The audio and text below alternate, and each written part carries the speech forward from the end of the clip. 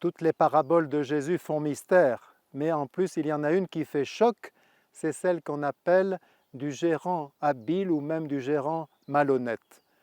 Un gérant fut dénoncé à son maître parce qu'il gaspillait son argent. Alors il se dit, qu'est-ce que je vais faire une fois que je serai licencié? Mendier, j'aurai honte, travailler, je ne sais pas. Voler, c'est pas beau. Eh bien, je sais ce que je vais faire. Il fait venir tous les débiteurs de son maître et fait en quelque sorte des faux en écriture. Combien dois-tu de barils de blé, toi? 100, écris 50. Et toi, combien dois-tu de barils d'huile? 50, eh bien écris 25. Et le maître fit son éloge parce qu'il s'était montré habile. Que veut nous dire Jésus à travers cette parabole pour le moins surprenante? Eh bien essentiellement deux choses. On sait que Jésus nous a mis en garde contre l'argent qu'il a même personnifié en l'appelant Mammon. C'est une idole très puissante.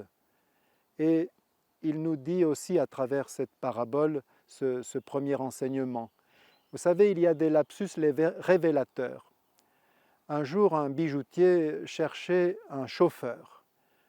Il y a un candidat, alors le bijoutier téléphone à son ancien employeur, un homme politique, qui lui dit « Oh, vous pouvez avoir confiance, je lui ai moi-même confié ma vie des centaines de fois sur des routes dangereuses. » Réaction du bijoutier. « Oui, mais peut-on lui confier des choses de valeur ?» Comme si une personne humaine n'était pas plus importante qu'un bijou ou une pierre précieuse. Lapsus révélateur. On se rappelle peut-être un dessin de Sampé.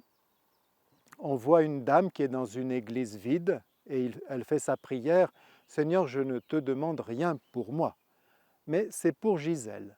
Elle me doit 1200 € et si elle pouvait me les rendre, je suis sûr qu'elle irait mieux. » Voilà, nous sommes tentés de mettre l'argent en première position, nous sommes tentés de nous servir de Dieu au lieu d'entrer dans le bonheur de le servir.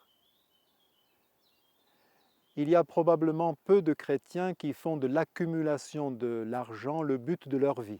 Mais il y en a peut-être plus qu'on pense qui en font leur premier souci.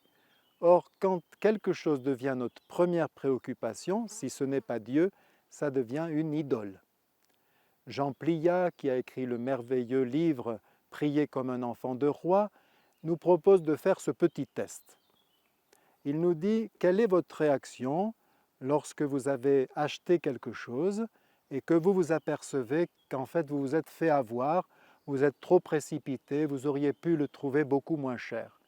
Est-ce que vous en parlez à tout le monde en vous plaignant, en disant du mal peut-être du vendeur, ou bien est-ce que vous dites « Gloire à toi Seigneur, moi je n'avais pas besoin de cet argent, je partagerai peut-être un peu moins, qu'il fasse bon profit à celui qui l'a eu. » Il dit, faisons un autre test.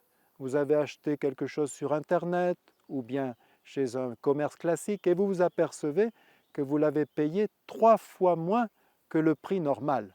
Alors est-ce que vous en faites tout un plat? Est-ce que vous vous vantez de ça? Est-ce que vous le dites dès que vous en avez l'occasion? Ou bien est-ce que vous dites chic, je pourrais partager plus? Et Jean Pliat conclut, comme le Saint-Esprit doit s'attrister de voir que nous faisons tant de cas de sujets d'argent. Bon, c'est le premier enseignement, parce que cet homme, lui, a choisi, dès qu'il s'est trouvé pris, d'autres valeurs que l'argent. Il a choisi notamment la reconnaissance. Il ne sait pas, mais il espère que les débiteurs à qui il a fait une fleur, eh bien, vont lui renvoyer la monnaie de la pièce. Il a préféré la reconnaissance à voler peut-être avant de partir. Deuxième enseignement. Peut-être au fond, Jésus raconte-t-il cette parabole comme on raconte aujourd'hui une blague ou un témoignage ou un fait divers, et peut-être nous aurait-il raconté cette blagounette basque. On raconte que les douaniers n'arrivaient pas à coincer un contrebandier. Tous les jours, ils le voyaient passer avec un âne chargé, très chargé. Et ils avaient essayé tant de fois de l'arrêter, de fouiller, d'éplucher minutieusement, ils ne comprenaient pas comment cet homme pouvait-il s'enrichir avec le trafic qu'ils n'arrivaient pas à identifier. Puis voilà que cet homme, parce qu'il avait gagné assez d'argent, se fait construire une magnifique villa dans la montagne, et un des douaniers part à la retraite. Et un jour tombe sur ce contrebandier dont il n'avait pas oublié le visage, et lui dit: maintenant je ne suis plus assermenté, vous pouvez me dire votre secret. Qu'est-ce que vous passiez? Des ânes, bien sûr, je passais des ânes. Et au fond, Jésus nous dit, quand il s'agit des affaires du monde, vous êtes très habile. Alors là, votre ingéniosité fonctionne à fond, vous êtes très filou même. Eh bien, mettez donc votre imagination, votre inventivité au service de la grande affaire de votre vie. Quelle est cette grande affaire? Je le dirai avec une image.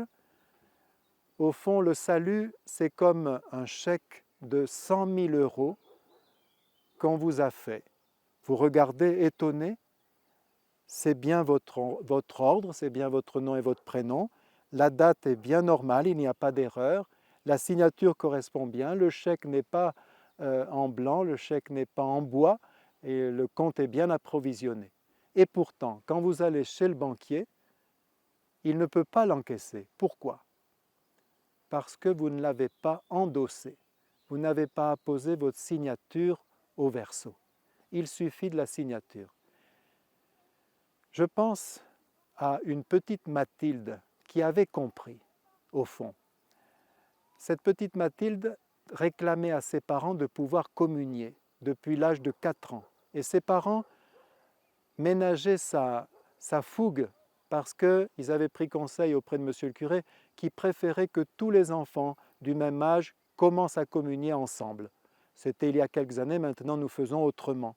Nous partons du principe que dès qu'un enfant le désire, s'il reconnaît en Jésus, eh bien il a droit à la communion, bien sûr, s'il vient tous les dimanches. On ne va pas le faire attendre comme ceux qui ne viennent pas ou presque pas.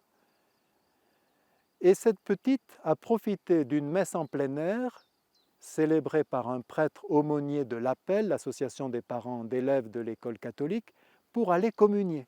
Elle est revenue vers sa maman et son papa en disant « Je l'ai eu, je l'ai eu, je l'ai eu ».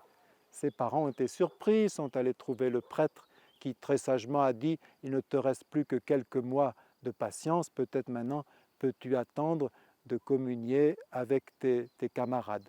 Voilà, encore un conseil qui peut se discuter, mais c'était il y a 20 ans, à une autre époque. En tout cas, cette petite Mathilde nous rappelle que nous avons un chèque d'une somme astronomique qui est à notre disposition. Il suffit de l'endosser.